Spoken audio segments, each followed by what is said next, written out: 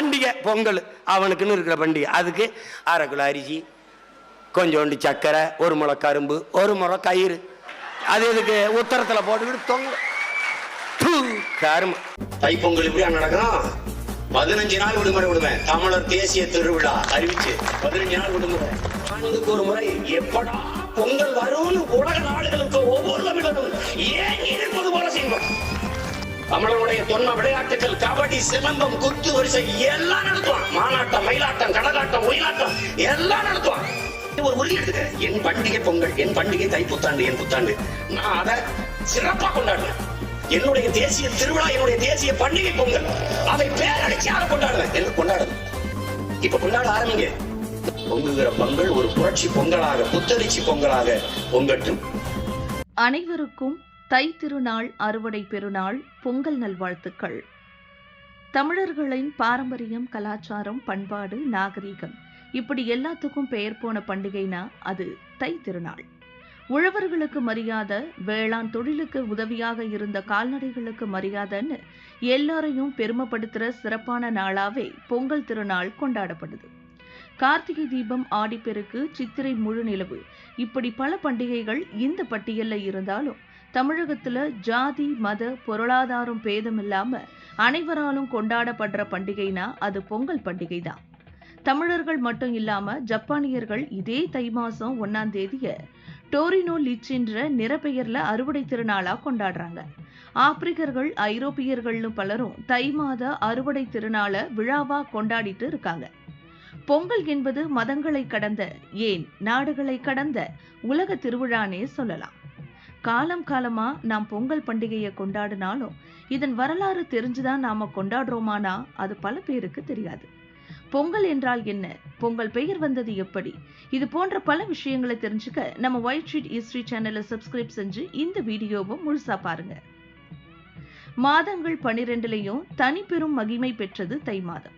தை பிறந்தால் வழி பிறக்கும் என சொல்லி சூரியன் தன் பாதையை மாத்திட்டு போகும் விஞ்ஞான உண்மையை சொன்னது இந்த மாசம்தான். உலகெங்கிலும் தமிழர் திருநாள் என பொங்கல் திருநாள் கொண்டாடப்படுவதும் இந்த மாசத்துலதான்.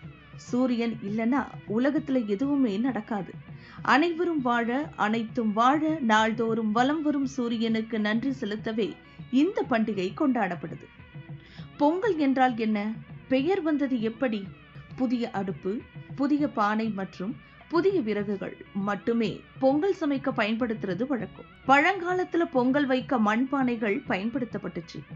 இப்பெல்லாம் அதிக வெண்கல பானை, சில்வர் பானைகள் பயன்படுத்தப்படுது. முதல்ல அறுவடை செஞ்ச அரிசியை குத்தி பச்சரிசி ஆக்கி அப்புறம் புது பானையில அரிசி, வெல்லம், பால், நெய் சேர்த்து சமைப்பாங்க. பொங்கல் வெண்ணுற தள்ளி பொங்கி வழிவதே பொங்கல் என பெயர் பெற்றது. பொங்கலுக்கு முன்னாடி ஒரு பண்டிகை இருக்கு.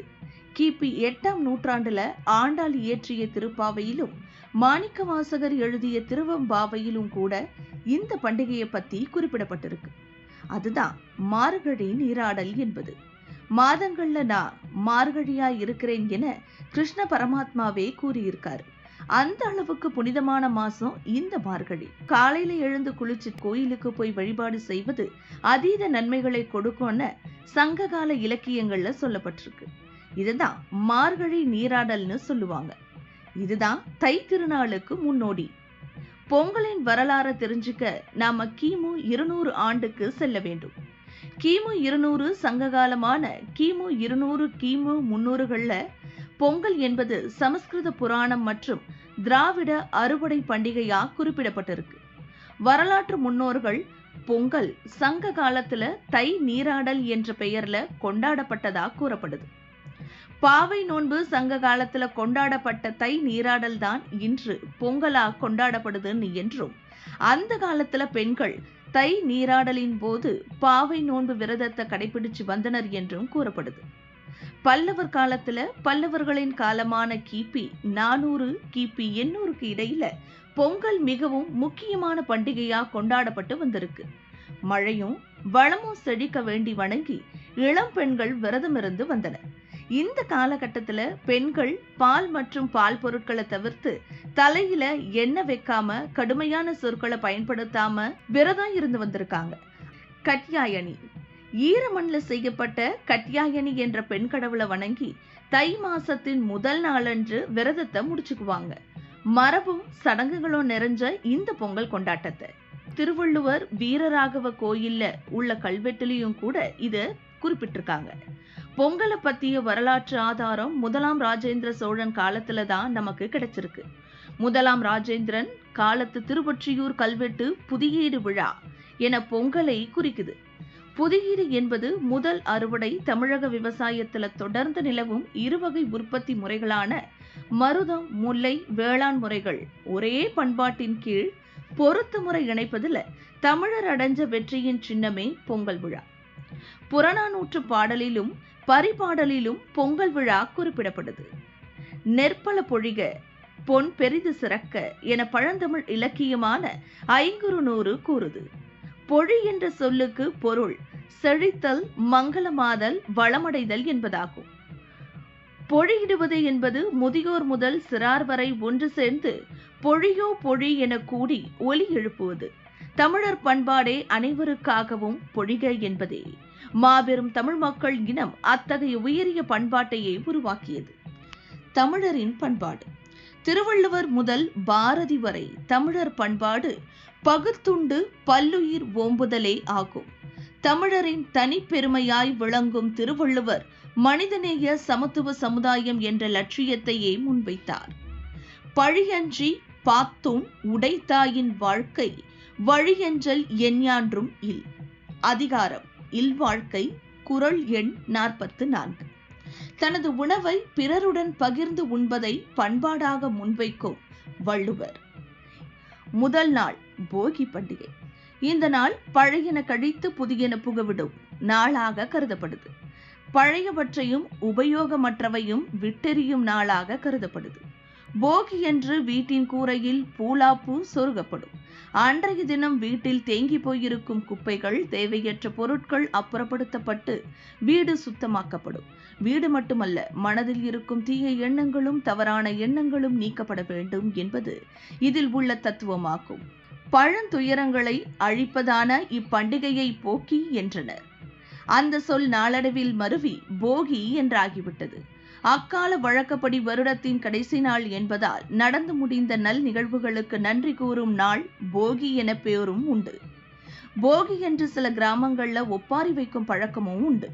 அப்படி அழுவது எதனால என்பது ஆராய்ச்சி வரலாற்று அறிஞர்கள் அந்நாள புத்தர் இறந்த தினமா இருக்கலானோ கண்டறிஞ்சிருக்காங்க. இரண்டாம் நாள் தை பொங்கல். பொங்கல் அன்று அதிகாலை எழுந்து முழுகுவர். வீட்டு முற்றத்துல கோலம் இட்டு அதன் நடுவுல பானை வைப்பாங்க. கோலமிட்ட இடத்துல தலைவாழை இலையில நிறைக்குடம் வச்சு விளக்கேத்தி கதிரவனை வணங்கி பொங்கலிட தொடங்குவாங்க. இந்து தமிழர்கள் சாணத்தில் பிள்ளையார் பிடித்தும் வைப்பாங்க. பொங்கல் பொங்கி வரும் வேளையில குடும்ப தலைவன் மனைவி பசங்களோடு சேர்ந்து பொங்கலோ பொங்கல், பொங்கலோ பொங்கல் என்று உரக்க கூவுவர். மூன்றாம் நாள் மாட்டு பொங்கல். மாட்டு பொங்கல் என்பது தைப்பொங்கல் நாளின் மறுநாள் தமிழர்களால் கொண்டாடப்படும் விழா. இது பட்டி பொங்கல் அல்லது கன்று பொங்கல் எனவும் அழைக்கப்படுது. மக்களின் வாழ்வில் ஒன்றிய பசுவுக்கு நன்றி தெரிவிக்கவும் பசுக்களில் எல்லா தேவர்களும் இருப்பதால பசுக்களை வணங்கி வழிபடும் நாளாக கொண்டாடுறாங்க. அன்று மாடுகள் கட்டும் தொழுவத்தின சுத்தம் செஞ்சு கால்நடைகளை குளிப்பாட்டி சுத்தம் செய்வாங்க. மாடுகளின் கொம்புகள் சீவப்பட்டு வண்ணம் பூசி கூரான கொம்புல சலங்க கட்டி விடுவாங்க. கழுத்துக்கு தோலிலாலான வார்பட்டையில ஜல் ஜல் சலங்க கட்டி அழகுபடுத்துவாங்க. திருநீர் பூசி குங்கும பொட்டு வச்சு புதிய மூக்கணாங்கயிறு, தாம்பு கயிறு அணிவிச்சு தயார் செய்வாங்க. உழவு கருவிகளை சுத்தம் செஞ்சு சந்தனம் குங்குமம் வைப்பாங்க. விவசாயத்துல பயன்படுத்தப்படும் அனைத்து கருவிகளையும் இதே போல செய்வாங்க. தாம்பள தட்டுல தோட்டம் காடுகள்ல விளைஞ்ச பயிர் பச்சைகளை வச்சோம் தேங்காய், பூ, பழம், நாட்டு சர்க்கரை என எல்லா பூஜைக்காக எடுத்து வைப்பாங்க. தொழுவத்திலேயே பொங்கல் பொங்கி கற்பூர தீபாராதனை காண்பிப்பாங்க. இதன் பின் பசு, காளை, எருமை என அனைத்து கால்நடைகளுக்கும் பொங்கல் பழம் கொடுப்பாங்க. உழவு தொழிலுக்கு உறுதுணையா விளங்கும் ஆவினத்திற்கு நன்றி கூறும் நாளே இந்நாளாகும். நான்காம் நாள் காணும் பொங்கல். காணும் பொங்கலை கன்னி பொங்கல் அல்லது கணு பண்டிகை என்று அழைப்பர். உற்றார் உறவினர் நண்பர்களை காணுதல் மற்றும் பெரியவங்க கிட்ட ஆசி பெறுதல் என்பன அடங்கும். இது பெண்களுக்கு முக்கியமான பண்டிகையாகும். பொங்கல் பானை வைக்கும்போது அதுல புது மஞ்சள் கொத்துன கட்டி அதை எடுத்து முதிய தீர்க்க சுமங்கலிகள் 5 கையில கொடுத்து ஆசி பெற்று பாதத்திலும் முகத்திலும் பூசிக்கொள்வாங்க. அவ்வளவுதாங்க.